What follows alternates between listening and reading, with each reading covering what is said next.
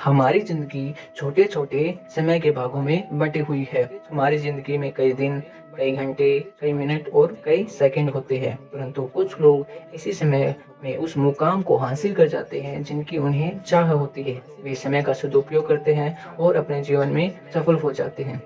दूसरी ओर कुछ लोग अपने जीवन में अपने समय का बर्बाद करते हैं और वे सफल नहीं हो पाते, अपने जीवन को नष्ट कर लेते हैं, बर्बाद कर लेते हैं। एक गांव में एक गरीब आदमी रहता था। उसके घर में उसकी पत्नी, एक बेटी और एक छोटा बेटा रहता था। उसकी पत्नी दूसरों के घर में काम करके अपने परिवार का खर्च चलाती थी। उसका पति, जिसका नाम रामू था, रामू दिन भर नशे में डूबा रहता और दूसरों के साथ अपना समय बर्बाद किया करता था। कहीं उधर ताश के पत्ते खेलते दिखाई देता, तो कहीं उधर लोगों के दरवाजे पर बैठकर गपशप मारा करता था। अपने परिवार का ख्याल उसे बिल्कुल भी नहीं था। उसके माता-पिता ने उसकी शादी गलती से करा दी थी। बेचारी उसकी पत्नी दिन रात काम कर अपने बच्चों का पेट पालती थी। यदि उसकी पत्नी एक भी दिन काम पर न जाए तो उसके बच्चे भूखे रह जाते थे। इसलिए उसकी पत्नी प्रत्येक दिन दूसरों के वहाँ काम करती थी। लेकिन रामू को इन सब बातों से कोई फर्क नहीं पड़ता था। उसे अपने समय को बर्बाद करके हंसी मजाक और पत्ते खेलने में बहुत मजा आता था। शाम को शराब पीकर घर आकर जोर से अपनी पत्नी पर चिल्लाता और कई बार उससे अपनी पत्नी को मारा भी करता था। लेकिन अब उसकी पत्नी करे भी तो क्या करे, वह अपने बच्चों को छोड़कर भी तो नहीं जा सकती थी। रामू को जो कोई भी समझाता कि रामू, तुम कार्य करया करो, अपने कमाया करो, अपने परिवार का खर्चा उठाओ, तुम्हारे 2 बच्चे हैं, तुम्हारी पत्नी है, उनकी देखभाल करो, ऐसे अपना समय बर्बाद करते हो। रामू उसके ऊपर बिगड़ जाता और कहता, तुम्हें इससे क्या लेना, मैं कुछ भी करूं, यह मेरा जीवन है, मैं तुम्हारे घर में आता हूँ क्या? जिसके कारण कोई भी गांव का सदस्य इस विषय में उससे बात नहीं करता था। वह सुबह खाकर निकल जाता और रात में शराब पीकर आता था और अपनी बीवी के ऊपर गुस्सा करता था। ऐसा कुछ ही दिनों तक चलता रहा। कुछ दिनों बाद एक संसार में एक ऐसी बीमारी ने जन्म लिया जो मानव जाति के ऊपर अत्यधिक खतरनाक थी।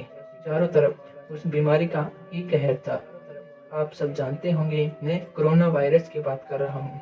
अब सरकार द्वारा लॉकडाउन लगा दिया गया और चारों तरफ लोगों को एक दूसरों के वहाँ आना जाना बंद हो गया था।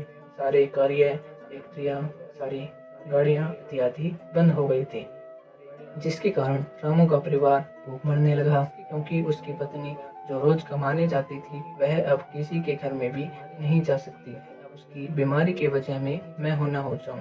जो लोग उसे काम पर बुलाना बंद कर दिए थे। उसके परिवार में अनाज का एक दाना भी नहीं था और न ही पैसे थे। वह क्या करता?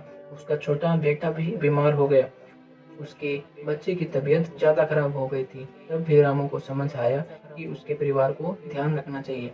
उसने बच्चे को अस्पताल ले जाने की सोचा, परंतु उसके पास इतने पैसे नहीं थे। उसके गांव वालों ने पैसे मांगने गया, तब गांव वालों ने भी मना कर दिया, क्योंकि जब गांव वाले उसे समझाते थे तो वह उन्हें जली कटी सुना देते थे।